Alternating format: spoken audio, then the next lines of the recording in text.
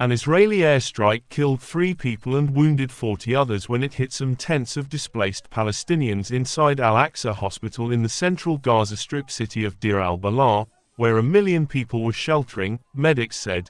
The Israeli military said it struck militants operating from a command center inside the compound, accusing Hamas of using civilian facilities such as hospitals for military purposes, which Hamas denies. The escalation in northern Gaza has taken place alongside a huge Israeli air assault and ground campaign on a separate front in southern Lebanon against Hezbollah. Palestinian and United Nations officials say there are no safe areas in Gaza. They have also voiced concerns over severe shortages of food, fuel, and medical supplies in northern Gaza, and said there is a risk of famine there.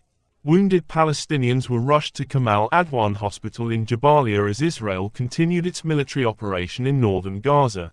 Israeli forces widened their raid into northern Gaza, and tanks reached the north edge of Gaza City, pounding some districts of the Sheikh Radwan neighborhood and forcing many families to leave their homes, residents said.